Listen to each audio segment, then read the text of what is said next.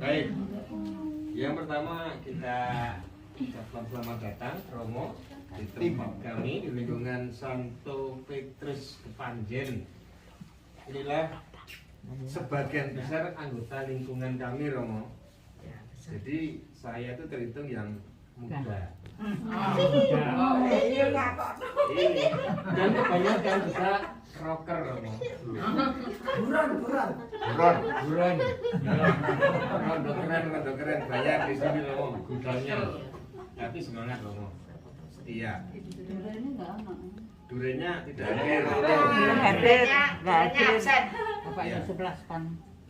Kita malam hari ini memasuki pertemuan yang ke-7, pertemuan yang terakhir dalam katekese menyongsong WMOF,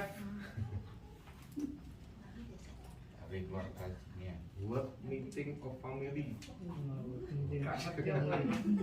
World Meeting of Family sedunia tanggal 22 sampai 26 Juni tahun 2022 menurut dan mengikuti himbauan Bapak Paus Fransiskus. Kita malam hari ini ada tema tomat. Tolong, maaf, terima kasih. Tomat. Please, sorry, thank you.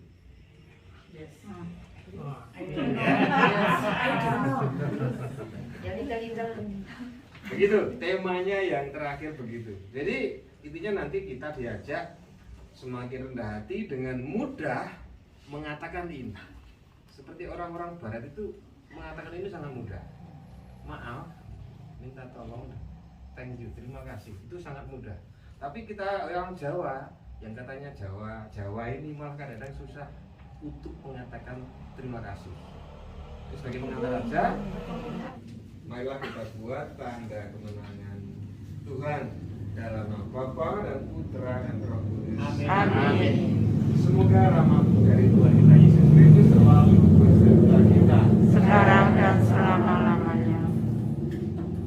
Romo, suster, Bapak, Ibu, dan saudaraku yang terkasih dalam kasih Tuhan Yesus. Pada malam hari ini kita masuki pertemuan yang ke-7 dengan tema tolong, maaf, dan terima kasih. Kita telah melalui pertemuan yang pertama sampai ke-6 terakhir yang sekarang. Mulai yang pertama kita di panggilan hidup berkeluarga. Ya, jadi kita hidup berkeluarga itu bukan artinya kehendak kita, juga kehendak Tuhan sendiri. Ya. Karena kita dipanggil untuk kekudusan. Pertemuan yang kedua, kita dipanggil kepada kekudusan. Nah, ini kita sebagai keluarga yang merupakan gereja kecil juga dipanggil untuk saling menguduskan. Tentu saja ditopang didampingi oleh para biarawan, biarawati, oleh romo, oleh suster. Yang ketiga, kasih yang biasa. Jadi artinya kita berbuat kasih itu bukan hal yang mahal begitu loh. Sudah biasa dan sangat biasa. Pertemuan yang keempat, kita semua anak, kita semua saudara. Kita semua bersaudara dalam Tuhan. Kita semua adalah anak-anak Tuhan. Jadi semua sama. Yang hitam, yang putih, yang lorek, yang sama semua. Di hadapan Tuhan sama. Yang kelima, ayah dan ibu. Peran kita sebagai ayah bagaimana, ibu bagaimana. Kebapaan, keayahan, dan keibuan itu harus bagaimana. Maka diperdalam kemudian pada pertemuan yang ke-6 sebagai kakek, nenek, dan lansia. Banyak di antara panjenengan sudah melalui semua ini. Saya belum. Ya, saya masih pada bapak dan ibu. Nenek, kakek, lansia belum. Kan bahasa Indonesia loh. Kemudian yang ketujuh malam ini, tolong maaf dan terima kasih. Baik, sebagai pengantar saya bacakan aja dengan cepat. Pertemuan yang ketujuh ini, katekese yang ketujuh ini mengajak semua anggota keluarga dan gereja untuk bersikap penuh kasih satu sama lain.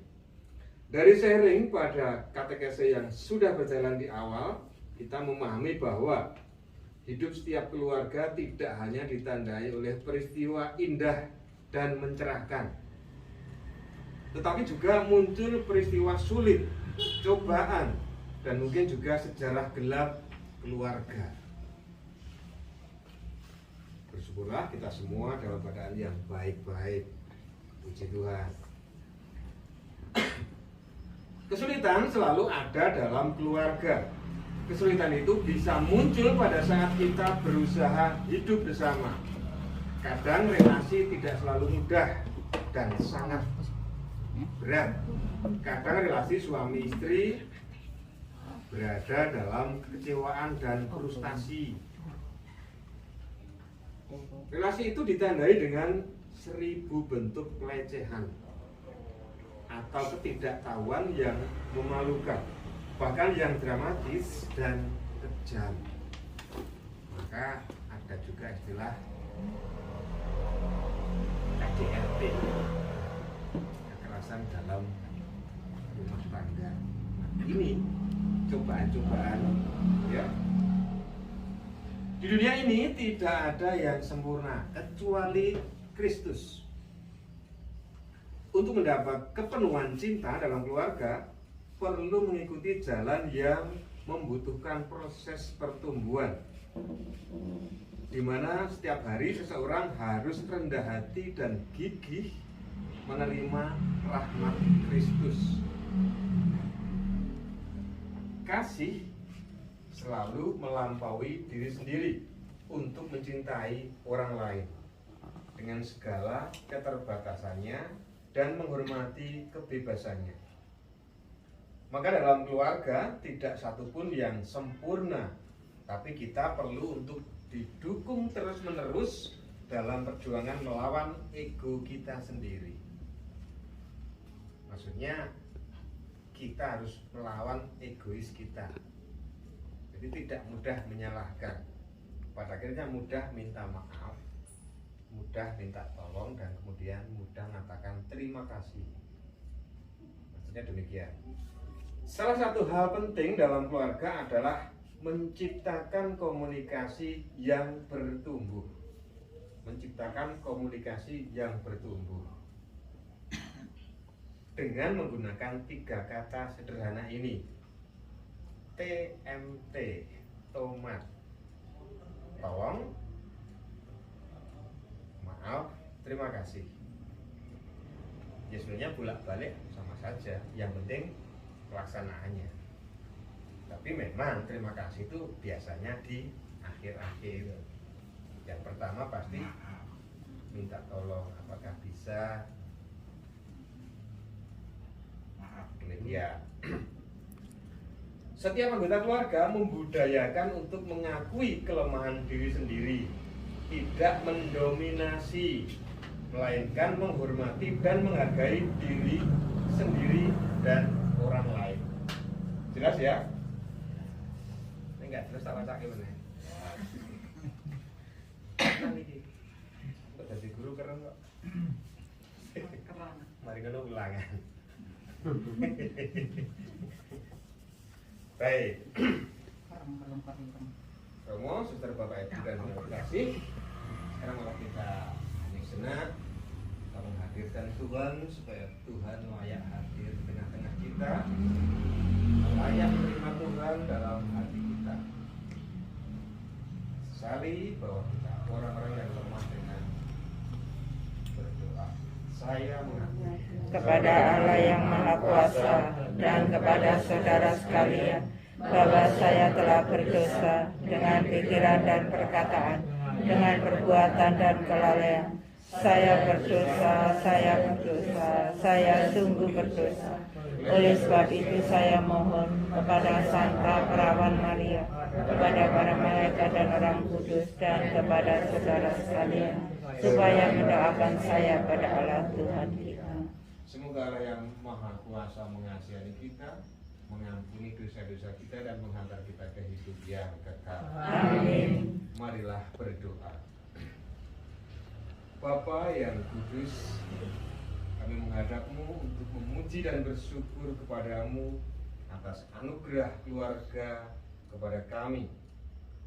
Terima kasih atas rahmat kekudusan yang Engkau berikan kepada kami. Ajarilah kami untuk selalu rendah hati, penuh cinta dan kemampuan mengontrol nafsu jahat dari hati kami.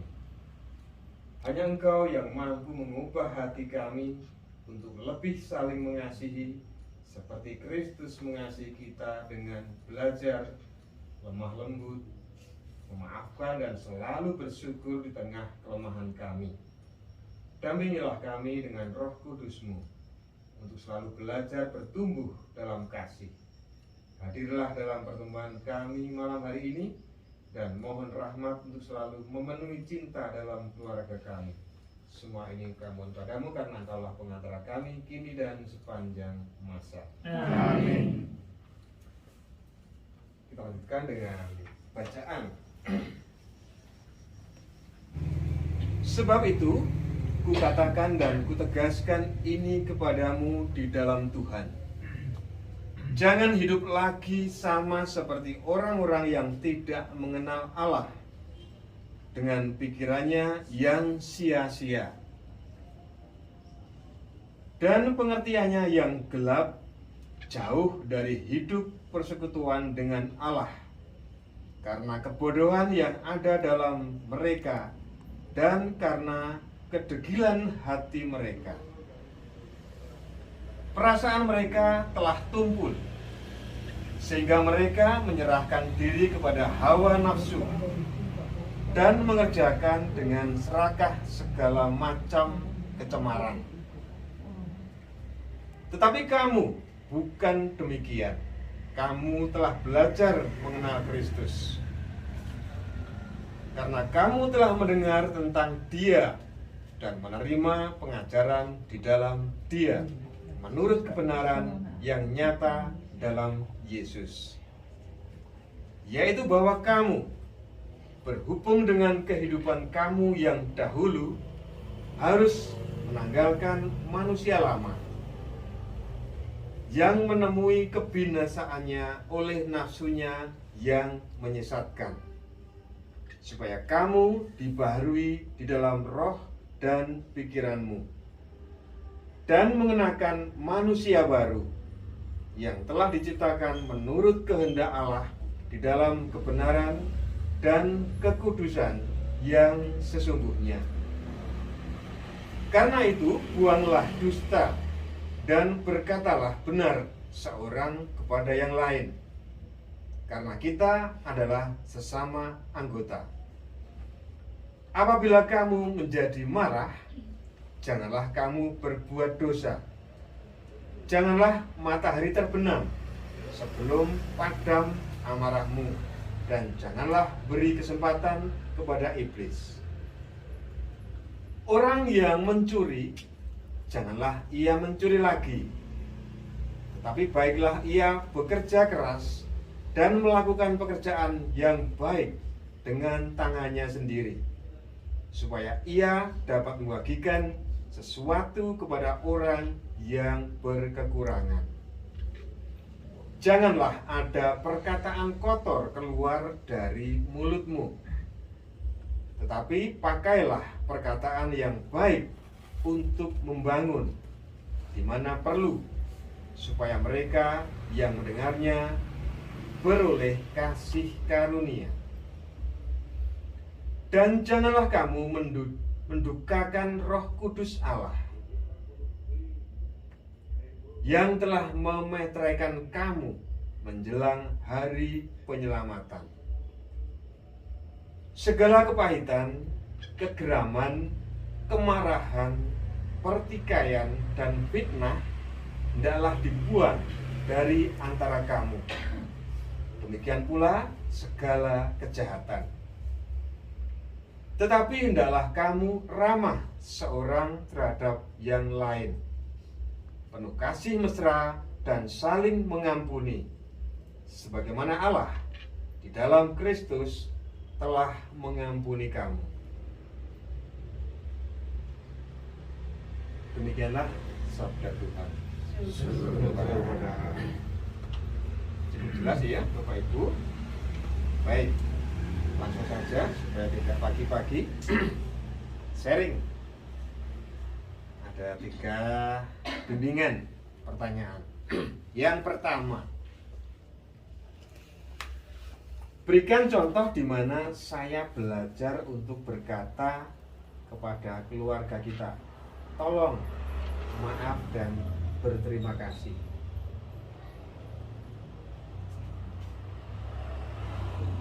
Maksudnya panjenengan tuh mau mengatakan itu pas kondisi apa begitu loh, situasi apa gitu. Pas repot. Maaf saya nggak bisa ikut doa. Tolong.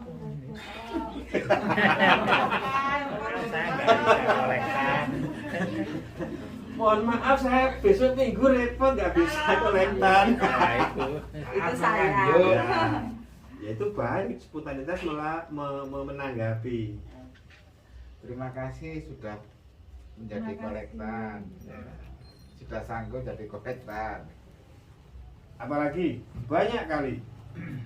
Tolong siapa yang mau bergantikan? Tolong, tolong.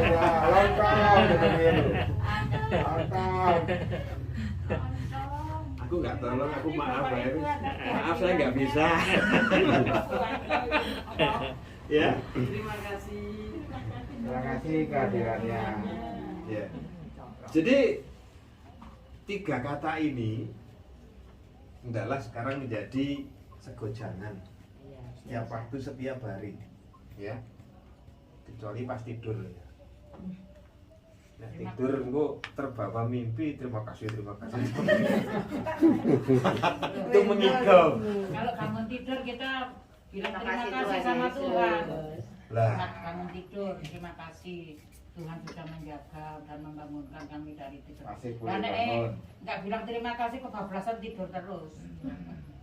iya. Mau tidur pun juga Iya, terima tidur, kasih terima sudah kasih. dibimbing. Nanti sepanjang hari ini. Pertama memang arahnya itu kepada sesama, horizontal, ya. Kalau kepada horizontal sudah melakukan, sudah dilaksanakan, pastilah tidak lupa dengan yang kuasa, ya, Tuhan sendiri. Maka setiap bangun pagi terima kasih, mau tidur bersyukur terima kasih, bangun lagi terima kasih lagi, bersyukur lagi. Jadi kan biasa dari dulu itu loh. Iya. Mulai TK biasa juga. Mulai di rumah. Wadine kok ya diulang-ulang terus.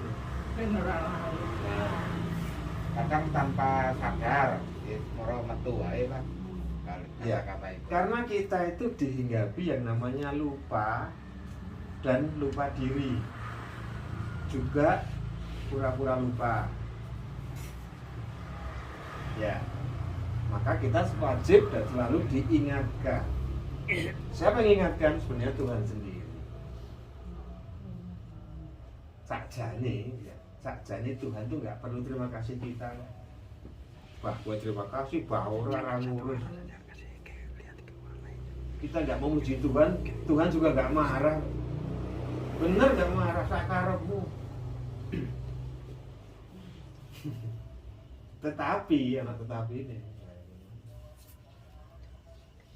waktu kita akan membawa tiket kita, pantas dan layakkah? Lah itu. Kamu selama tak kasih hidup, terima kasih nggak tahu belas. Lah, umum Gusti Allah ngomong ngono. saiki ya sepuro-sepuro biyen wah kalian. Nomor 2. Kapan saya mengatakan tolong, terima kasih dan maaf? Bu, tolong. Bukan Membutuhkan bantuan itu. membutuhkan bantuan. Ya, pertama, tolong. Kata tolong dulu. Waktu kita membutuhkan bantuan. Ya. Ya. Yang lain mungkin ada? Ya.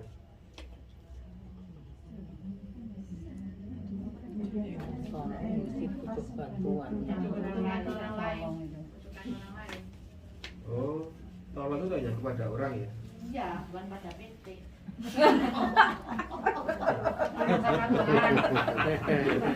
Hanya dari Tuhan juga gitu. Tuhan, tolonglah. Tapi kepada Tuhan juga minta tolong buka. Membutuhkan bantuan. Ya. Bukan Pada saat kita membutuhkan, nek rapas butuh lali. nggak butuh ya bersyukur, terima kasih. Oh, terima kasih.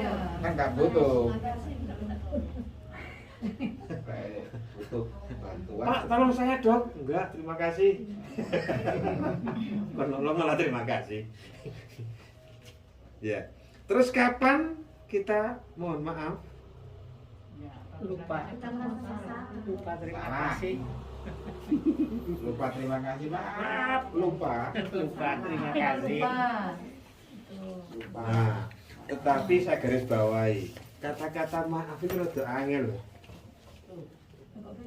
Berjalan nih orang itu kita Udah dimakan.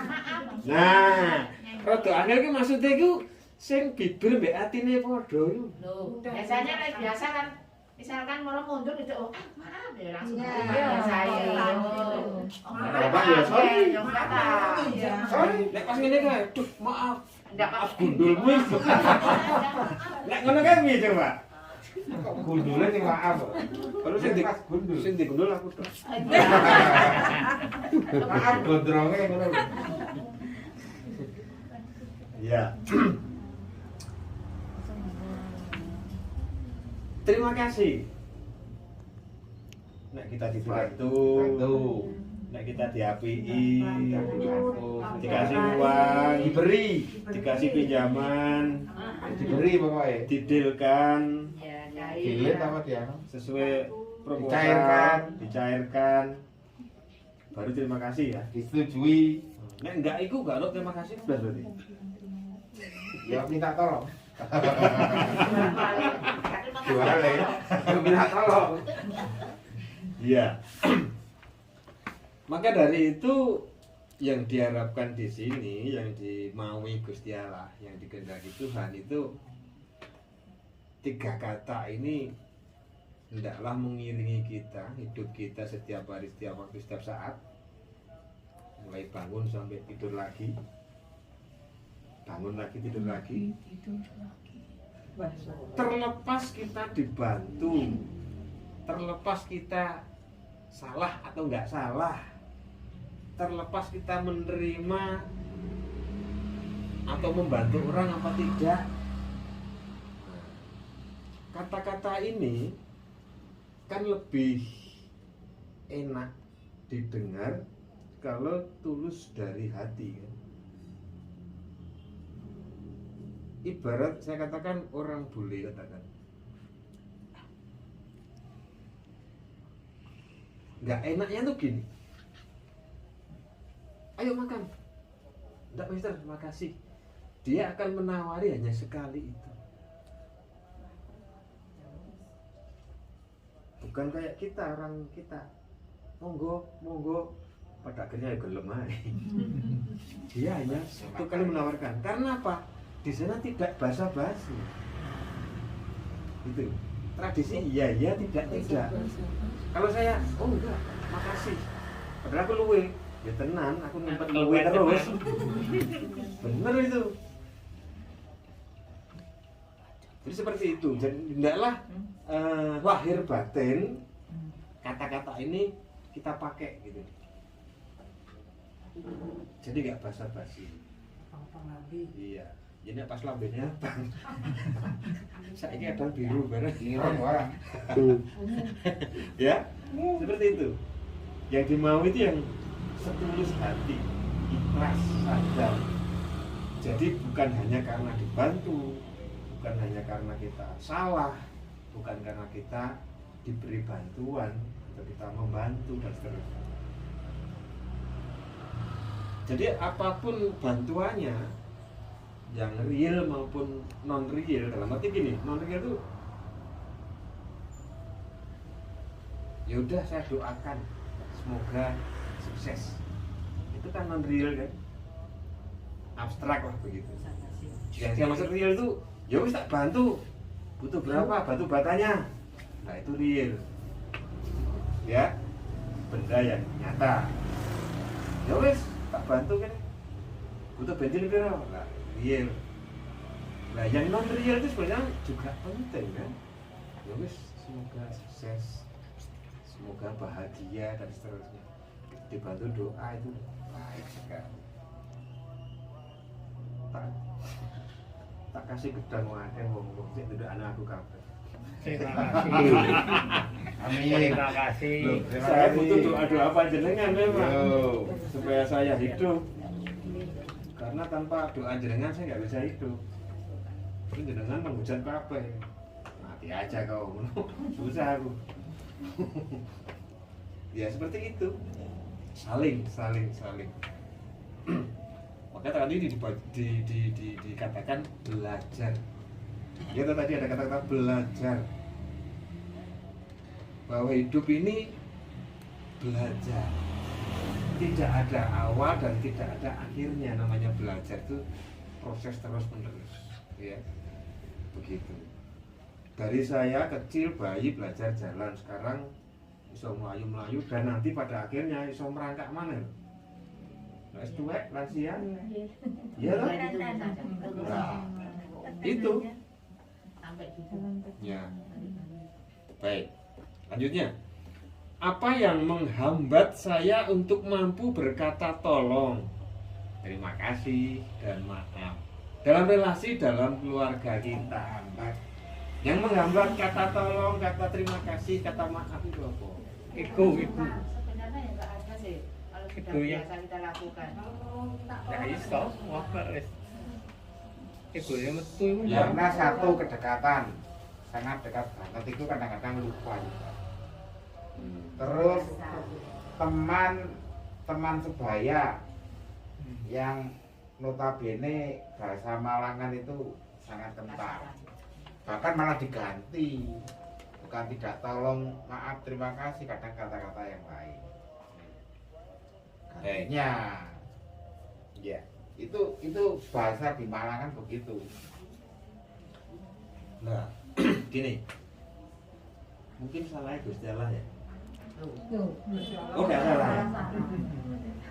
Gusti Allah nggak salah, kita yang salah.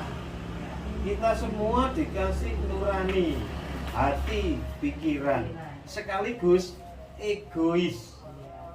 Ya, semua orang perlu yang namanya egois. Ya, perlu nggak? Bingung. Ya, biar maju. Ya, karena perlu. Perlu. Karena itu jati diri panjenengan, kita semua. Ego itu, ego kita. Kalau nggak ego nanti nggak bisa Iya. mau merawat diri sendiri. Nah, Yo. kita perlu ego itu. Ego itu kan saya, kehendak saya. Ya. Tetapi bahwa ego itu juga harus empan-papan gitu loh. Semua kan punya ego, semua punya aku. Kata lain egoisme itu ya idealisme, ya mirip-mirip. Kalau semua mengatakan aku ngene, Pak Eri ngene, gak ketemu nek kabeh ngugemi egone dhewe-dhewe. Nah, tapi orang yang nggak punya ego itu yang jalan-jalan itu, saya katakan tidak punya jati diri. sampai harga diri. Itu kaitannya. Tapi ke jero dan saya jero sampai esok. Sampai identik. Iki romo sing sampe. Karena ini soal psikologis, ya. Jadi intinya kita butuh ego, tetapi di sini ditekankan ego kita belajar untuk berjuang menekan ego kita. Artinya kita menghargai yang lain, mendengarkan yang lain, apalagi dalam satu keluarga. Cuma dari bapak, kowe kudu, nek menunggu susah kan? Bukan ya wis saya mendingan piye penake. Tapi nek wis kon kudu manut bapak. Susah. Cah saiki emang gue pikirin. Iya. Seperti itu. Jadi solider atau menghargai ego-ego orang lain itu penting. Jadi nggak ada yang menonjol, tapi digunakan untuk bertumbuh dalam iman secara keluarga bersama-sama, saling mendewasakan. Baik, ada pertanyaan sebelum dilanjutkan? Tidak, hubung Romo ada. Ini tak dijonggol. Adakah? Perawani takut. Tomat. Tomat. Itu jelas, tomat itu jelas.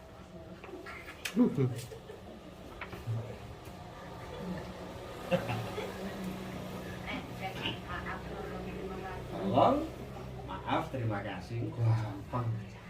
Bu, makasih ya. Oh, nggih. Loh. Dengan jawaban oh nggih karo menca-mencet wes. Bunga wis. Tenang. Baik, kita lanjutkan pada pendalaman materi. Oh, Romo dulu kan? Iya. Sebelum ini? Monggo. Romo. Ya, terima kasih atas kesempatan yang diberikan. Selamat malam semua. Jadi saya sudah jalan di semua lingkungan, ini lingkungan yang terakhir. Dan ternyata lingkungan yang paling banyak adalah lingkungan Petrus. Ini apanya Romo? Jumlah yang paling banyak adalah di Petrus.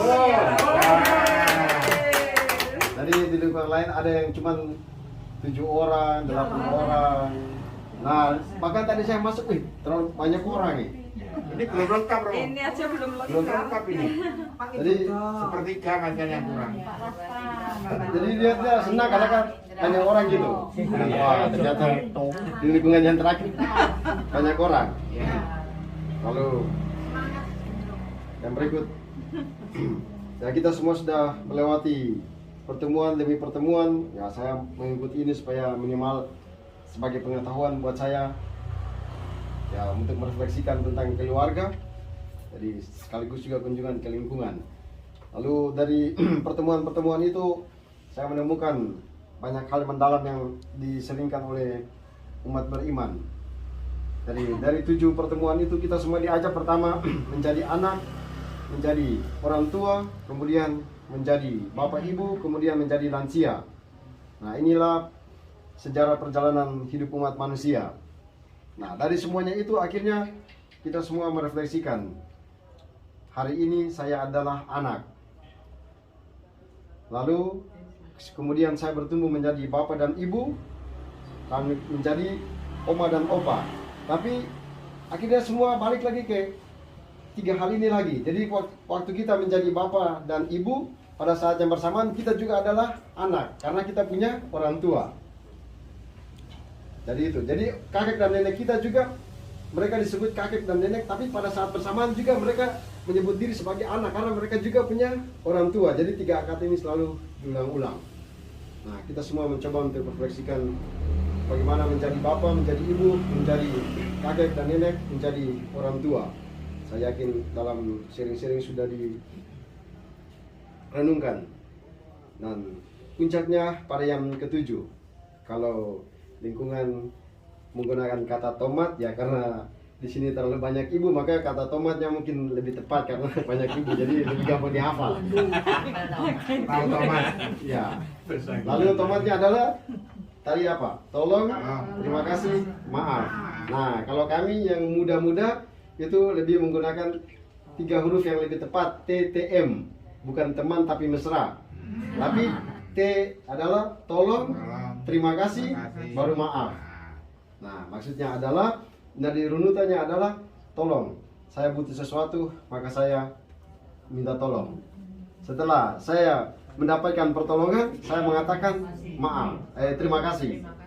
Nah, ketika apa yang saya minta itu tidak dikabulkan, maka saya mengatakan, iya maaf, saya sudah mengganggu. Nah, tapi ada runutannya itu. 7 tema ini diambil dari buku yang ditulis, dokumennya dikeluarkan oleh Paus Fransiskus, Amoris Laetitia. Pada bagian awal itu dikatakan, nah ini buku aslinya. Nah, dalam dokumen ini dijelaskan semua tema-tema itu. Lalu tema ini sesungguhnya digali secara mendalam lagi oleh Paus Yohanes Paulus II dalam dokumen resminya Familiaris Consortio, khusus tentang keluarga. Jadi dua buku ini yang dikeluarkan oleh Paus Yohanes Paulus II dan Paus Fransiskus, mereka menyadari penuh bahwa keluarga itu sangat penting, maka mereka berdua merumuskan keluarga adalah gereja pertama. Keluarga adalah gereja kecil, karena dari keluarga lah anak-anak mulai mengenal Tuhan. Dari keluarga lah anak-anak mulai mengenal apa itu gereja, apa itu iman kekatolikan. Lalu diberikan contoh di situ, orang tua ketika bangun tidur dia mengajak anak-anak untuk berdoa buat tanda salib. Nah, di situ anak pertama kali dia belajar. Kita semua baru belajar buat tanda salib ketika di rumah, bukan di sekolah. Belajar untuk mengenal siapa itu Yesus itu ketika kita ada di rumah, diajarkan oleh orang tua. Maka mereka berdua ini, Paus ini mengajarkan keluarga itu sangat penting, maka harus diberikan banyak porsinya karena kita semua datang dari keluarga-keluarga. Lalu kemudian Paus Benediktus ke-16 dia kemudian menggambarkan dengan sangat baik arti dari keluarga itu. Jadi kita semua ini berasal dari, datang dari keluarga, dan semua kita yang datang dari keluarga karena ada 2 cincin yang laki dan perempuan, cincin suami dan istri. Maka Paus Benediktus ke-16 dia seringkan pengalaman hidupnya ketika dia terpilih menjadi uskup, lalu kemudian ibunya Paus waktu dia terpilih jadi uskup, lalu dia buat kata sambutan, dia mengatakan kepada mamanya yang duduk di depan di hadapan semua orang, dia bilang sama mamanya begini, "Mama, lihat sekarang, saya sudah menjadi uskup. Inilah cincin gembala." Ya, dia tunjukkan cincin uskupnya itu kepada ibunya. Terus waktu itu ibunya langsung berdiri, dia tidak mau kalah. Dia berdiri, dia pegang mic, kemudian dia bilang begini, "Benediktus, kau hanya bisa menjadi uskup dan bisa pakai cincin itu, karena ada cincin ini." Jadi dia tunjukkan cincin pernikahannya. Jadi kalau tidak ada cincin ini, kau tidak ada. Jadi kau jangan sombong, tapi jangan ada guyon. Nah, di situ kemudian Paus Benediktus ke-16 merefleksikan, benar apa yang dikatakan mama saya. Jadi saya ini ada karena ada cincin itu. Jadi cincin yang saya pakai sekarang ini, yang cincin uskup ini ada karena cincin bapak dan mama itu. Kalau mereka tidak menikah, maka saya tidak ada. Wah, akhirnya dia mencoba untuk merefleksikan lebih dalam lagi tentang arti dari keluarga itu. Kita semua datang dari keluarga, punya orang tua, maka dia ajarkan anak harus berbakti kepada orang tua karena kita lahir dari situ. Lalu generasi kita ada karena generasi di atas kita, itu yang dikatakan oleh Paus Fransiskus yang mengatakan ketika beberapa bulan lalu pertemuan dengan para lansia datang dengan kursi roda, kemudian mereka dengan muka yang murung, lalu kemudian Paus Fransiskus mengatakan, memberikan semangat kepada mereka, Anda harus bangga menjadi lansia karena tanpa Anda generasi yang di bawah sana mereka tidak ada, maka Anda harus bangga. Akhirnya para lansia mereka merasa, oh iya ternyata kami berharga, bahwa ada kami baru ada generasi lain. Nah, di situ kemudian dalam buku ini secara khusus tema yang kemarin tentang lansia. Nah, itu refleksinya sangat mendalam. Saya bacakan apa yang dikatakan oleh Paus Fransiskus, dia katakan dalam Amoris Laetitia itu dia katakan begini. Dia kutip kata-kata dari sang pemazmur dan juga dia kutip kata-kata dari kitab Amsal. Yang pertama yang dia kutip dari kitab Amsal adalah Amsal 17 ayat 6. Dia katakan dengan sangat baik. Mahkota mereka yang lanjut usia ialah melihat anak cucu mereka. Jadi kebahagiaan terbesar dari opa dan oma kita adalah melihat anak cucunya datang bermain bersama dengan mereka. Itu Paus merefleksikan secara lebih dalam. Lalu dia kutip dalam kitab Mazmur itu tentang apa yang menjadi ketakutan, apa yang menjadi kecemasan dari orang-orang yang sudah lanjut usia. Nah, di situ Paus Fransiskus kemudian merefleksikan bahwa ternyata orang-orang yang lanjut usia ini mereka punya ketakutan yang besar karena pada satu saat mereka akan ditolak. Mereka akan disingkirkan dan terjadilah demikian. Ketika kita semua menjadi tua, kita disingkirkan. Tempat kita ada di ruangan yang paling belakang. Tempat tidur kita itu tidak menarik seperti waktu dulu. Sementara tempat tidur anak-anak kita itu bagus. Sedangkan diberikan contoh itu rumah yang bagus, lalu kamar-kamar anak-anak itu dibuat bagus, spring bed bagus-bagus, tetapi orang tua mereka itu ada di kamar yang paling belakang sana, dan itu sangat sederhana, dekat dengan dapur lagi. Nah itu, lalu kemudian direfleksikan bahwa itu pada saat kita tua, yaitu kita sudah tidak diperhatikan lagi. Nah dia kutip, saya baca apa yang dia tulis dalam kutipan kitab Mazmur ya. Di situ dia kutip kitab Mazmur. Ketakutan dari orang tua adalah dalam kitab Mazmur bab 71 ayat 9. Jangan membuang aku pada masa tuaku. Jangan meninggalkan aku apabila kekuatanku habis. Nah, Paus Fransiskus merefleksikan inilah ketakutan dari mereka yang sudah lansia. Maka teriakan orang lansia adalah jangan pernah meninggalkan aku apabila kekuatanku habis, dan jangan pernah membuang aku pada waktu masa tuaku. Ini mereka takut, dan terjadilah demikian. Diberikan contoh yang sangat indah adalah anak-anak muda sekarang, mereka bangun rumah yang bagus, punya pekerjaan yang bagus, lalu kemudian mereka kurang ajar karena mereka titipkan orang tua mereka tinggal di panti jompo. Nah, mereka titipkan anak mereka, orang tua mereka di panti jompo. Lalu, yaitu mereka datang dengan mobil yang mewah masuk ke dalam panti jompo itu, lalu mengatakan kepada pemilik panti jompo itu, kami mau ketemu dengan Bapak Yosef. Siapa Bapak Yosef itu? Itu adalah Bapak saya. Nah, orang yang jaga itu dia heran karena lihat, mobilnya bagus, ternyata dia titipkan mamanya di tempat ini, yang makannya sederhana. Nah itu. Tapi di situ ada sebuah refleksi yang harus dikatakan di situ adalah ketika orang tua ini datang, mereka datang bersama dengan anak-anak mereka. Jadi ketemu sama oma mereka. Akhirnya mereka yang tadi yang sudah jadi orang tua ini bilang ketemu sama omanya itu, ketika mereka tua, anak-anak mereka tadi kan mereka lihat, oh kalau mereka sudah tua antar saja ke situ. Maka yaitu hal yang sama terjadi. Jadi ketika jam tua itu mereka masuk ke di dalam panti jompo, mereka bilang, kenapa saya ditaruh di sini? Anak-anaknya bilang, loh kan dulu taruh omanya di situ, kan lebih gampang. Nah, dia baru sadar kalau dulu dia lakukan kepada orang tuanya, sekarang dia rasa sendiri. Nah, jadi dia tidak sadar kalau waktu dia lakukan itu ada anak-anaknya yang melihat, oh iya, nanti besok kalau lebih gampang taruh di situ saja. Nah, lalu kemudian di situ direfleksikan ternyata orang tua ini mereka merasa bahwa mereka anak-anak mereka terbebani. Sadar tidak sadar pasti saudara-saudara sekalian juga merasakan hal yang sama. Karena kita punya orang tua sudah tua tidak bisa buat apa-apa, sehingga kita yang anak-anak merasa terbebani. Ada yang merasa terbebani. Oh, aduh. Nah itu mau minta, sudah pergi sendiri saja. Nah itu.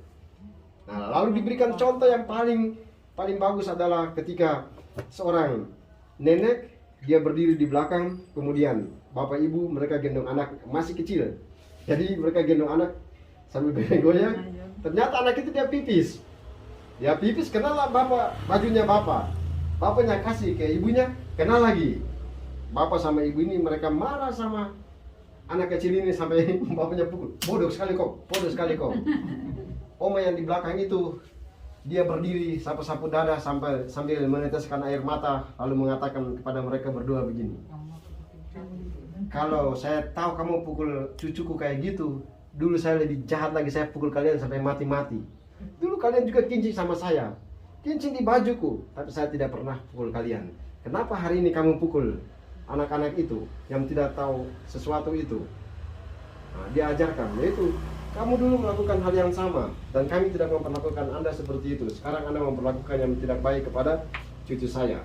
Nah, itu pelajaran-pelajaran penting yang diungkapkan dalam ini, buku-buku ini. Jadi dikisahkan dengan sungguh sangat indah.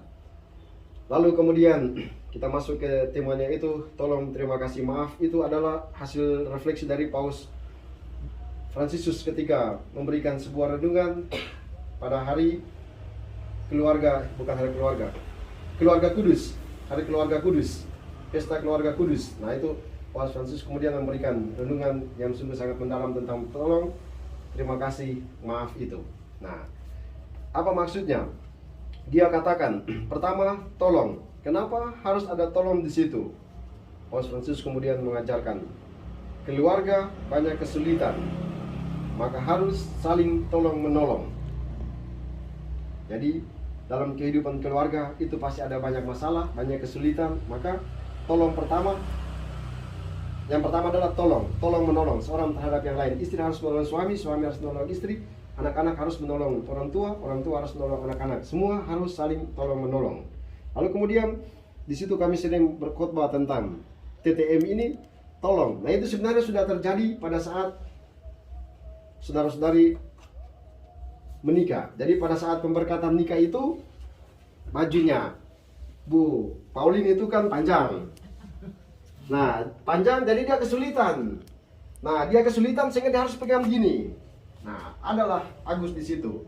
Bapak Agus dia harus pegang Bu Pauline supaya jalan bersama-sama. Nah, di situ pertama direfleksikan gambaran kesulitan dalam keluarga itu pertama terjadi. Pada saat orang menikah, tantangan pertama sudah terjadi.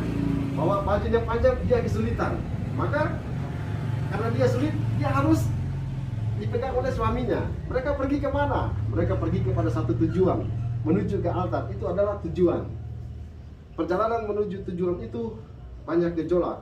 Ternyata di situ direfleksikan, ya lantai ini kan kelihatannya licin, tapi tidak sempurna karena ada banyak garis-garisnya ternyata. Nah, itulah gambaran perjuangan manusia, suami istri menjalani kehidupan itu. Lalu kemudian terakhir dikatakan di situ mereka menaiki tangga-tangga gereja itu, tangga-tangga altar itu mereka naik. Nah, disitulah simbol persoalan hidup terjadi dalam kehidupan keluarga. Semakin tinggi tangganya, maka semakin tinggi beban persoalan hidup itu. Tapi dua-dua harus berjalan. Suami harus pegang istri, berjalan-jalan sehingga akhirnya sampai ke tujuan, sampai ke altar itu. Jadi kalau istri melepaskan suami, maka ya sudah, tidak akan sampai. Nah, jadi ketika sampai di atas, maka mereka berdua merasakan kegembiraan yang sama. Sampai di atas, mereka juga merasakan kelelahan yang sama. Aduh, saya lelah, saya juga lelah. Nah, sama-sama. Nah, tapi kalau lepas, maka tidak sampai di situ. Lalu kemudian masuk ke refleksinya lebih mendalam lagi. Dikatakan tolong, terima tolong, yang tolong. Nah, diberikan contoh. Saya masih ingat waktu pas Yesus memberikan contoh. Dia berikan contoh begini. Kalau suami istri mereka duduk nonton televisi, lalu misalnya ini remote-nya ada di sini. Lalu Bu Pauline duduk di sini. Bapak Agus duduk di sana. Maka Bapak Agus itu dia tidak boleh bilang begini, Pauline, kasih remote-nya. Tidak boleh. Pak Francis katakan, harus katakan begini, Pauline, minta tolong berikan remote-nya. Jadi kata tolong harus pertama, baru kenapa begitu dia katakan? Ketika suami mengatakan, ambil remote-nya ke sini, Paus Fransiskus katakan, itu adalah perintah dari atasan kepada bawahan. Itu adalah perintah dari majikan kepada pembantu. Maka majikan dia bilang, bawa ke sini, ambil ke sini. Nah itu kan majikan. Dia ini bukan majikan atau bawahanmu. Dia adalah temanmu, teman sehidup semati. Maka harus katakan tolong. Minta dia menghantar ke pasar atau ke mall, harus katakan tolong, bisa minta tolong antar saya ke pasar, bisa minta tolong antar saya ke sana. Karena kalau mengatakan antar saya ke sana dulu, itu perintah dari atasan kepada bawahan, itu perintah dari majikan kepada anak buahnya. Nah itu makanya harus mengatakan tolong dulu. Tapi intinya adalah dalam keluarga ada banyak kesulitan, maka harus menolong terlebih dahulu. Minta tolong kepada keluarga, pada orang-orang terdekat kita, dan yang lebih penting adalah minta tolong pada Tuhan. Itu yang pertama, tolong. Yang pertama, tolong. Lalu terima kasih. Masuk ke yang kedua, terima kasih. Terima kasih. Paus Fransiskus mengatakan sedikit atau banyak orang harus berterima kasih. Jadi setiap kita punya keluarga pasti ada berkat, sedikit atau banyak pasti setiap hari kita dapat makan, dapat minum dan lain-lain. Maka keluarga-keluarga harus mengatakan terima kasih. Kalau Fransiskus katakan, kenapa harus bilang terima kasih? Karena kalau ketika kita tidak mengatakan terima kasih, maka kita cemburu dengan tetangga. Jadi Paus Fransiskus dia kasih contoh sederhana saja. Kita ini cuma punya sepeda motor, tetangga sana punya mobil. Kalau tidak sampai pada ucapan terima kasih, maka kita cemburu terus. Wih, mereka punya mobil satu lagi. Wih, mobil satu lagi. Tapi kalau kita bersyukur, sudah, mereka ya hidup mereka memang sudah begitu ya. Kita memang begini. Terima kasih Tuhan, saya bisa dapat sepeda motor. Maka sepeda motor ini akan bermakna. Demikian juga contoh sederhana. Tempe tahu tambah nasi aja. Di sebelah sana dia makan babi goreng. Ya, tapi kalau kita tidak bisa bilang terima kasih, maka kita cemburu. Waduh, masa yang sana bisa makan babi goreng? Tapi kalau sampai pada ucapan terima kasih, maka kita katakan, Tuhan, terima kasih. Walaupun cuma segini, tapi kami ucap terima kasih karena bisa menikmati makanan. Maka makanan yang sederhana ini dinikmati dengan sangat indah. Belum tentu yang makan babi goreng sana menikmati dengan indah kalau terdapat ucapan terima kasih. Maka harus mengucapkan terima kasih. Nah demikian juga dalam kehidupan keluarga itu, kita semua pasti dapat berkat, maka harus mengucap syukur kepada Tuhan pertama-tama dan juga kepada orang-orang yang ada di sekitar kita karena kita sudah ditolong. Lalu dari semuanya itu Paus Fransiskus katakan orang boleh bilang lupa terima kasih, boleh lupa bilang apa tadi? Tolong, tapi satu ini tidak boleh. Dua yang lain boleh lupa, tapi yang ini tidak boleh, yaitu maaf, tidak boleh. Karena kunci dari dua ini adalah yang terakhir ini, yaitu maaf. Dia bilang tadi sudah ada sedikit pengantar di situ. Dalam khotbahnya itu dia katakan dengan sangat indah, tidak ada keluarga yang sempurna, tidak ada istri yang sempurna, tidak ada suami yang sempurna, tidak ada anak-anak yang sempurna, tidak ada oma yang sempurna. Maka dia katakan ketika Anda memilih untuk menikah dengan seseorang, di situ Anda harus sadar bahwa Anda menikah dengan orang yang tidak sempurna. Pasti ada kesalahan, pasti ada kekurangan. Maka dalam suami pasti ada salah, istri pasti ada salah, anak-anak pasti ada salah. Karena memang semua pasti punya kekurangan. Hanya kata maaf yang bisa membuat sehingga kekurangan itu bisa teratasi. Jadi ketika istri buat salah, suami harus tahu bahwa saya juga pasti melakukan kesalahan, bahkan mungkin kesalahan yang sama. Maka hanya maaf yang bisa mengembalikan itu. Dia katakan hari-hari ini keluarga bisa terpecah belah, lari ke sana kemari karena tidak mampu memaafkan. Tapi ketika maaf disampaikan maka ada penerimaan kembali. Jadi pasti ada salah, ada kekurangan, ada keterbatasan, maka orang harus meminta maaf terlebih dahulu seorang terhadap yang lain. Memang sulit tapi harus. Bahkan di situ dikatakan Yesus sendiri melaksanakan hal yang sama. Di atas kayu salib dia menderita, tapi dia katakan, Bapa ampunilah mereka sebab mereka tidak tahu apa yang mereka perbuat. Dia disakiti, dilukai, berdarah-darah, tapi dia tidak membalas, tapi dia hanya mengatakan, ampunilah mereka sebab mereka tidak tahu apa yang mereka perbuat. Maka Fransiskus mengajarkan, demikian juga kita berdoa untuk sahabat-sahabat, orang yang kita cintai, ampunilah mereka sebab mereka tidak tahu apa yang mereka perbuat. Maka dia katakan, ketika suami, istri, anak-anak buat salah, kita mungkin seperti Beatin katakan tadi, membuat salah, oh sudah kau mati saja, sudah perlu mati saja. Atau kita mendengarkan istri sakit, pas, lebih baik mati saja. Nah, tidak boleh, harus mendoakan supaya kembali. Maka di situ dikatakan, keluarga ketika ada persoalan itu bukan memecahkan, tapi berdoa untuk ada pembaharuan. Nah, itu jadi intinya adalah saling memaafkan, karena semua kita pasti melakukan kesalahan. Ada saat di mana istri melakukan kesalahan, ada saat di mana anak-anak melakukan kesalahan, ada saat di mana suami melakukan kesalahan. Maka hanya kata maaf yang bisa mengembalikan semuanya itu. Nah, menutup itu saya baca ini surat yang paling bagus yang ditulis oleh Paus Fransiskus pada saat memberikan, bukan surat tapi khotbahnya. Keluarga adalah tempat pengampunan. Jadi dari 3 tadi ini yang paling intinya. Keluarga adalah tempat pengampunan. Tidak ada keluarga yang sempurna. Kami tidak memiliki orang tua yang sempurna. Anda sendiri tidak sempurna. Kami tidak menikah dengan orang yang sempurna. Atau kami tidak memiliki anak yang sempurna. Kami memiliki keluhan satu sama lain. Kita tidak bisa hidup bersama-sama tanpa saling menyakiti. Kami terus-menerus kecewa. Ya, karena banyak alasan di waktu yang berbeda kami kecewa satu sama lain. Tidak ada pernikahan yang sehat atau keluarga yang sehat tanpa latihan pengampunan. Pengampunan adalah obat kegembiraan dan kebahagiaan keluarga. Pengampunan sangat penting untuk kesehatan emosional dan kelangsungan hidup rohani kita. Tidak peduli siapa pelakunya atau siapa yang melakukan itu. Tanpa pengampunan, keluarga menjadi arena konflik dan benteng kejahatan.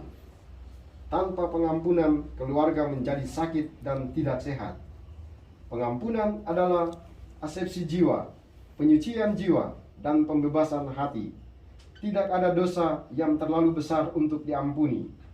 Dia yang tidak mengampuni, tidak memiliki kedamaian dalam jiwanya dan tidak memiliki persekutuan dengan Tuhan. Tidak mengampuni adalah kejahatan dan racun yang memabukkan dan membunuh orang yang menolak untuk mengampuni. Menyimpan sakit hati karena tak kenal ampun di hati adalah sikap yang merusak diri sendiri dan sesama. Mereka yang tidak memaafkan itu sakit fisik, emosional, dan spiritual, dan mereka akan menderita dalam 2 cara. Untuk ulasan ini, keluarga harus menjadi tempat hidup, bukan tempat kematian. Dia pakai huruf besar. Keluarga harus menjadi tempat hidup, bukan tempat kematian. Tempat pengampunan, tempat surga, dan bukan tempat neraka. Sebuah wilayah penyembuhan, dan bukan wilayah penyakit. Magang pengampunan, dan bukan rasa bersalah. Pengampunan membawa sukacita di mana kesedihan telah membawa kesedihan.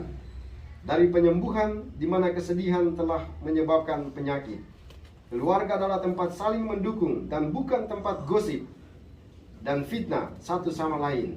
Maka dia kasih contoh, kalau suami dan istri bertengkar, maka istri tidak boleh menceritakan kekurangan suaminya kepada orang-orang yang ada di arisannya. Karena dengan demikian dia sendiri menghancurkan suaminya sendiri. Demikian juga ketika istri melakukan kesalahan, suami tidak boleh cerita kepada teman-temannya. Karena dengan demikian orang-orang yang di sekitarnya itu dia dapat celah. Oh, ternyata mereka begini. Dia menghancurkan sendiri keluarganya ketika menceritakan, menggosipkan istrinya sendiri atau suaminya sendiri. Maka Fransiskus mengajarkan itu. Malu bagi mereka yang menanam kejahatan tentang orang lain. Kami adalah keluarga dan bukan musuh. Ketika seorang mengalami tantangan, yang mereka butuhkan hanyalah dukungan. Maka dia katakan, keluarga itu penuh dengan persoalan, penuh dengan pergumulan. Maka di terakhir dia tulis dengan huruf besar, ketika seorang mengalami tantangan, mereka membutuhkan hanyalah dukungan dari orang-orang di sekitar kita, yakni keluarga kita. Lalu diterjemahkan dengan sangat sederhana, menutup ini adalah, kita boleh punya teman dekat dengan siapapun. Suami kita boleh jahat sejahat apapun, tapi ingatlah, ketika istri dia sakit atau istri dia meninggal, mengalami kesusahan, orang pertama yang merasakan itu adalah suami. Anak-anak boleh nakal, tapi ingat, ketika nakal kepada orang tuanya, tapi ketika dia sakit, yang merasakan pertama itu adalah orang tuanya. Maka Paus Fransiskus mengajarkan keluarga itu sangat penting.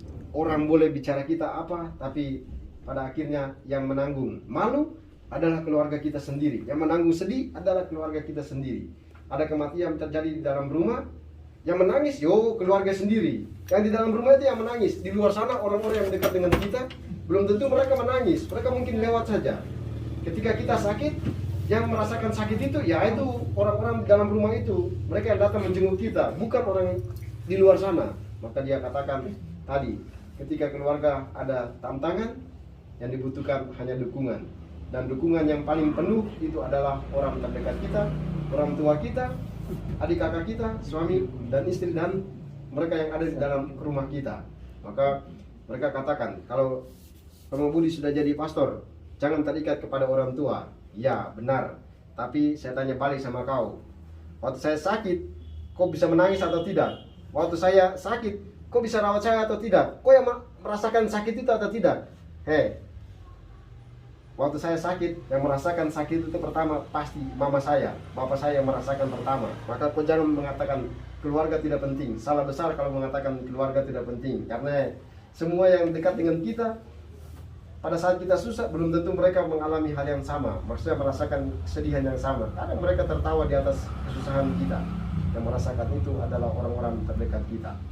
Nah, akhirnya menutup itu dikatakan bahwa apapun persoalan di dalam keluarga, tadi dikatakan dengan sangat baik, keluarga-keluarga itu adalah panggilan dari Tuhan, panggilan kepada kekudusan. Suami dan istri itu dikatakan mereka bukan lagi dua, melainkan satu. Yang dipersatukan Allah tidak boleh diceraikan manusia, itu berarti sesuatu yang datang dari Tuhan.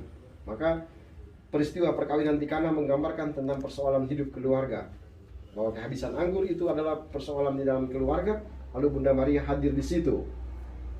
Lalu Bunda Maria minta kepada Tuhan Yesus untuk mengubah air menjadi anggur, untuk mengubah kesulitan, tantangan, persoalan. Nah itu Bunda Maria minta. Lalu Yesus membuat mujizat sehingga air berubah menjadi anggur. Semua orang akhirnya merasakan kegembiraan. Itu adalah simbol hidup keluarga di mana ada persoalan, tapi Bunda Maria, Tuhan Yesus selalu harus hadir di dalam keluarga supaya bisa memecahkan persoalan itu. Maka dalam peristiwa pernikahan itu, setelah pemberkatan ada sebuah ritus. Nah itu adalah penyerahan benda rohani dari orang tua kepada anak-anak. Nah di situ ada patung Bunda Maria, ada salib, lalu ada rosario dan lain-lain.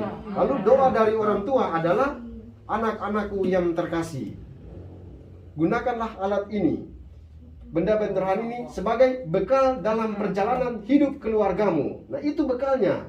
Maka itu yang selalu dilupakan. Saya tidak tahu tapi kayak gimana gitu. Padahal itu momen yang paling penting, karena di situ Bunda Maria. Nah itu karena Bunda Maria di situ mengingatkan peristiwa perkawinan di Kana. Yesus ada di situ. Orang harus berdoa rosario. Maka salib itu kemudian dibawa ke dalam rumah, lalu diletakkan. Cara meletakkan salibnya itu di mana? Nah, ayo. Jadi di mana? Masuk dalam itu harusnya. Berarti di sini. Ya. Enggak, kalau masuk maksudnya sih. Nah itu. Jadi salibnya itu harusnya ditaruh di sana. Ya, di situ. Nah itu. Jadi salib yang tadi harus ditaruhnya di sana. Jadi pas orang itu masuk pintu, langsung dia lihat salib. Itu ada maksudnya. Jadi ada sesuatu yang jahat dia masuk. Ada tuan rumah di dalam sana. Tapi refleksi yang paling mendalam adalah suami, istri, anak-anak itu kita pergi kerja, kita pergi sekolah. Lalu kita di jalan raya itu kita pusing 7 keliling, ada banyak masalah yang kita bawa dari tempat kerja kita. Nah ketika buka pintu, kita lihat salib, lalu kita mengatakan, saya menderita, tapi orang sana yang tergantung di salib itu, dia lebih menderita daripada saya. Maka akhirnya kita merasa dikuatkan lagi. Nah itu hal-hal kecil yang diajarkan oleh dua paus ini untuk mengajarkan, menegaskan tentang keluarga, bahwa ada persoalan tapi Tuhan, Bunda Maria selalu ada. Sekian dan terima kasih. Terima kasih Romo. Terima kasih Romo. Wah, tak lupa ya, terima kasih. Wih, nek dikasih baru terima kasih. Kan nggak dikasih nggak terima kasih. Baik, Romo, saudara Bapak Ibu, sebagai pendalaman materi itu sebagai refleksi juga contoh-contoh perlu saya bacakan apa enggak? Ya, dengan cepat ya. Maka jangan ngantuk. Masih sore kok. Ya. Baik, yang pertama, setiap orang pernah terluka.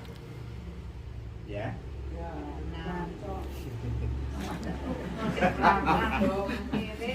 Baik. Setiap manusia dalam perjalanan hidupnya pernah terluka. Bahkan dalam keluarga dapat terjadi kata-kata, tindakan, atau kelalaian yang dapat menghancurkan cinta dalam keluarga. Misalnya, antara anak dan orang tua, antara suami dan istri, antara mertua dan menantu. Refleksi lo ya. Apakah ada? Ada. Banyak. Itulah dunia. Maka ditekankan tadi sebuah cinta. Cinta mengatasi semuanya. Nomor 2, pengalaman sulit dalam keluarga merupakan contoh nyata perjalanan menuju kekudusan. Bukan perjalanan menuju kudus loh ya. Pantura. Menuju kekudusan. Ini diulang-ulang bahwa bahtera hidup berumah tangga itu adalah panggilan menuju kekudusan bersama, bukan bapak tok, ibu tok, anak tok, tapi bersama. Jadi kata-kata saling tadi, ya, saling menguduskan.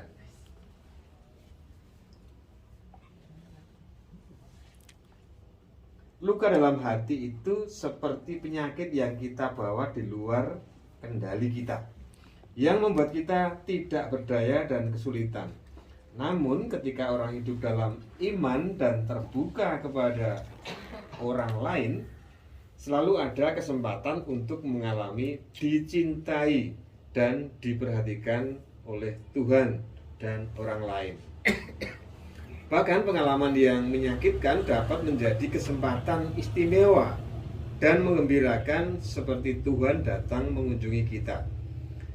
Karena setiap pengalaman yang sulit, berat, dan menyakitkan menjadi contoh nyata perjalanan kita menuju kekudusan.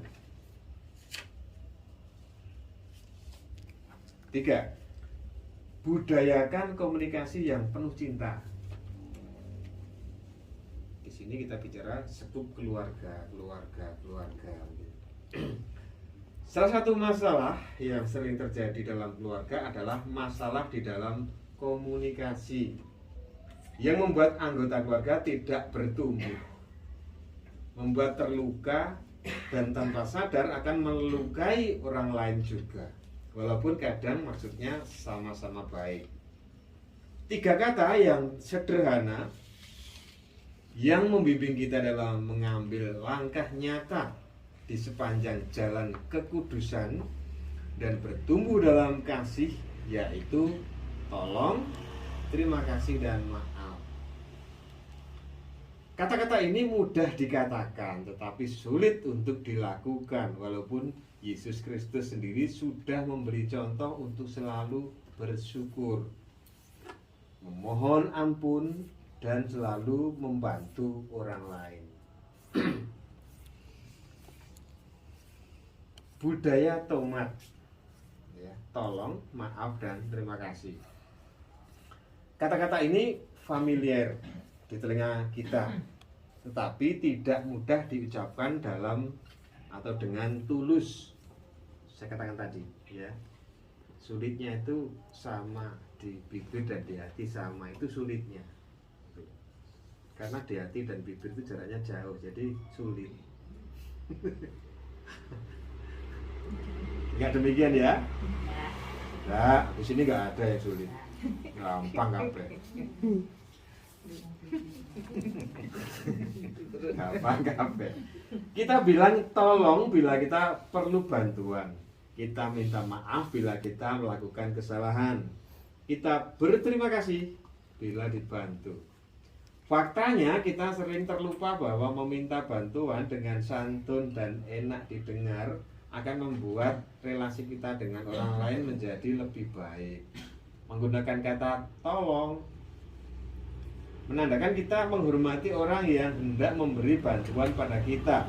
Dan dengan kata maaf bukan berarti kalah, tetapi menunjukkan bahwa kita dapat meruntuhkan ego atas kemahabenarannya yang ada di dalam diri.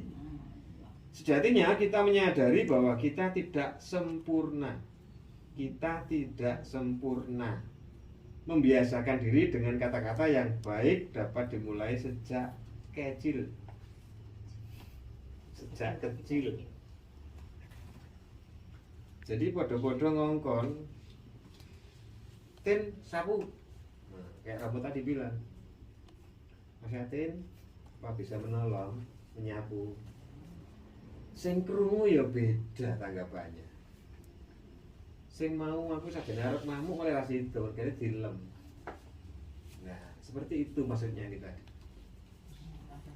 Podo karepe ngongkon nyapu tapi dengan kalimat yang berbeda, intonasi yang beda. Budaya komunikasi tomat mengandung kekuatan menurut Paus Fransiskus. Audiensi umum tanggal 10 Juni 2015. Karena kita adalah manusia yang rapuh, maka Roh Kudus akan menyertai kita bahkan dalam situasi yang menyakitkan dan menyedihkan. Bila dijalani bersama Yesus Kristus, dapat menjadi kesempatan untuk memupuk relasi satu sama lain, menumbuhkan iman pada Tuhan, salah satunya dengan membudayakan kata tolong, maaf, dan terima kasih. Kata-kata ini menurut Paus Fransiskus membuka jalan kehidupan dalam keluarga untuk hidup dalam damai, mengandung banyak kekuatan untuk menjaga kehidupan rumah tangga tetap utuh bahkan ketika diuji dengan 1000 masalah. Yes, ngantuk. Lanjut. Yang keenam, ini terakhir, pendalaman yang terakhir. Sampai isu. Harta rahmat yang berharga. Harta rahmat yang berharga. Kata-kata sederhana tapi dahsyat ini yang mudahnya kita disebut tomat, ya. Tolong, maaf, terima kasih. Untuk mendapatkan dan menunjukkan cinta, di mana ketekunan berada dalam cinta adalah awal dari sebuah harapan bahwa Tuhan menyatakan dirinya sebagai cinta. Di tengah masalah keluarga yang menyakitkan dan menyedihkan, keluarga diberi kesempatan memupuk relasi satu sama lain dan tetap yakin bahwa setiap peristiwa dalam hidup kita menyimpan harta rahmat yang berharga. Artinya pengalaman itu jadi ini guru yang baik, ya, guru yang baik, pengalaman yang baik. Pernah terjadi sesuatu maka akan tidak diulangi lagi, kan seperti itu. Oh biar gini saya ketika oleh gini, seperti itu. Baik, sebelum Romo pulang ada ditanyakan? Pulang dulu. Nggak boleh pulang. Nggak boleh pulang. Boleh pulang dulu. Harapnya belum. Baik. Romo, saudara, Bapak, Ibu, dan saudara yang terkasih, demikian pertemuan kita pada malam hari ini. Jadi kita membahas tentang buah tomat yang tidak asing, khususnya bagi para ibu. Ya. Buat sambel. Kayaknya di dapur atau di kulkas ada Pasti terus. ada. Ya. Lagi mahal-mahalnya ntar. Nah, siji 1000. Ora apa-apa. Rapopo, ya tuku loro. Ya. Murah 1000 itu sama nandur ngran wong. Nah, Piye nek ngono? Aku nang tukulan nek wae loro. Nek ngono Pak, woy. Iya, murah itu nandrung karuan po. Suwe pisan. Ya, seperti itu. Tolong, maaf, terima kasih. Mulai saat ini kita budayakan. Bukan besok loh ya. Saya bilang mulai saat ini. Jadi gue nek sampai buta hati nggak minta tolong, nggak minta maaf, awas. Nah, kuwi metu awase kuwi. Awas ya. Sing metu awase terus karo ngene ngene wong sampe amalan. Iya, begitu.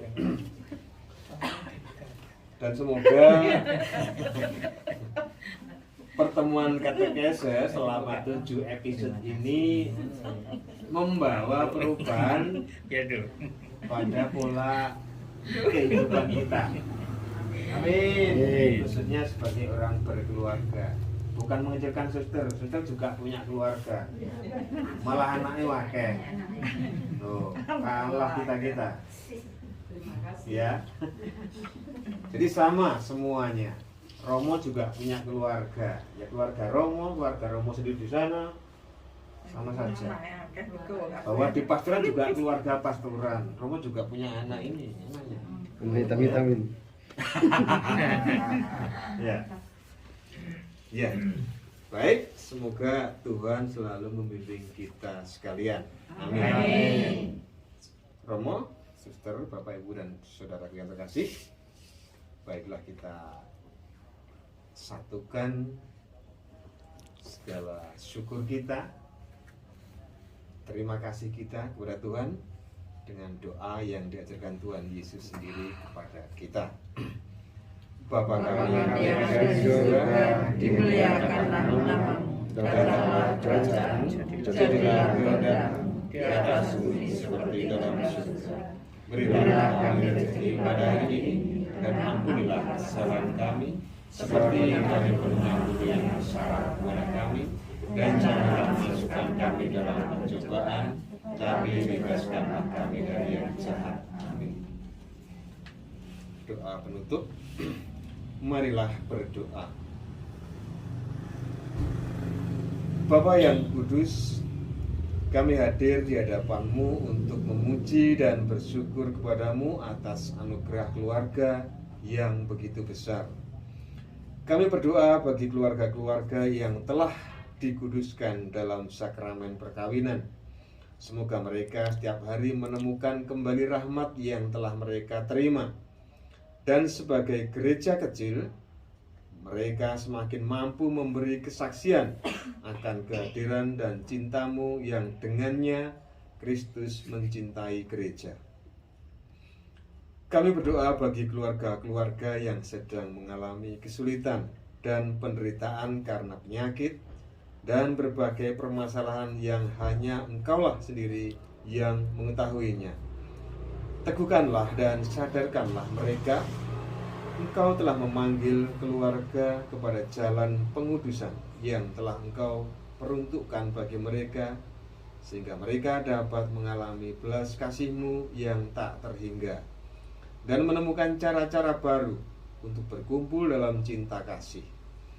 Semoga anak-anak dan para remaja bisa berjumpa denganmu dan menanggapi panggilan yang telah Engkau rencanakan bagi mereka dengan penuh sukacita. Untuk para orang tua serta kakek dan nenek, semoga mereka menyadari bahwa mereka adalah tanda kebapaan sekaligus keibuan Allah dalam perawatan putra dan putri yang secara jasmani dan rohani telah Engkau percayakan kepada mereka melalui pengalaman kasih persaudaraan yang dapat diberikan keluarga bagi dunia. Tuhan, buatlah agar setiap keluarga dapat menghayati panggilan menuju kekudusan dalam gereja sebagai panggilan untuk menjadi pelaku evangelisasi dalam pelayanan bagi kehidupan dan perdamaian, dalam persekutuan dengan iman, biarawan, biarawati, dan seluruh umat. Berkatilah pertemuan sedunia ini. Amin. Sebelum kita akhiri dengan lagu, mari kita kembali di sejenak, kita mohon berkat yang dari Tuhan melalui imam kita. Tuhan bersamamu Dan bersama rohmu. Sebelum kita mohonkan berkat Tuhan, marilah kita mendoakan satu kali salam Maria, mohonkan berkat untuk kita sekalian, terutama keluarga-keluarga yang ada di lingkungan Santo Petrus ini.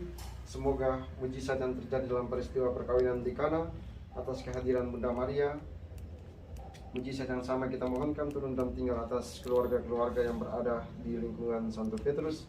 Setiap persoalan dalam keluarga bisa terselesaikan oleh karena kehadiran Tuhan Yesus dan Bunda Maria dalam keluarga-keluarga ini.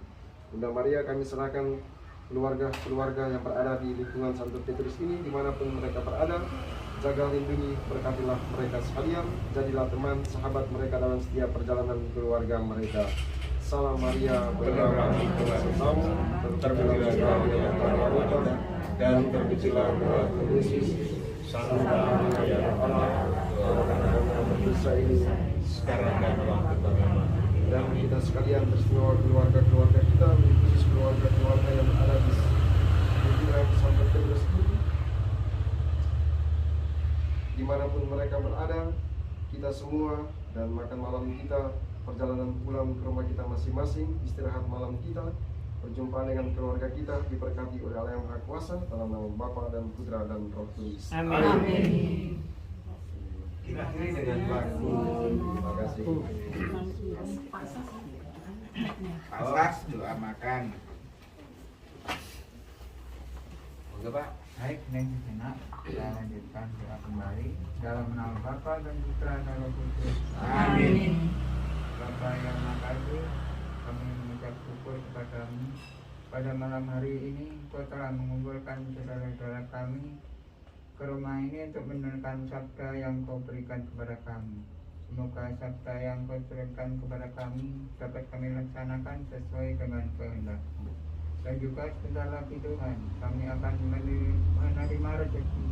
Berkatilah rezeki ini. Semoga rezeki ini menjadi kekuatan bagi jiwa dan keluarga kami. Dan juga berkati pula keluarga yang menyediakan. Semoga mereka mendapat rezeki melimpah dari. Semua ini kuhaturkan kepadamu ya Tuhan, dengan perantaraan Kristus Tuhan kami. Amin. Kemuliaan kepada Bapa dan Putra dan Roh Kudus. Seperti Amin. Terpujilah namanya Yesus Maria dan Santa Yesus. Selamanya. Dalam nama Bapa dan Putra dan Roh Kudus. Amin. Terima kasih. Makan. Selamat pulang. Jangan dulu. Selamat makan.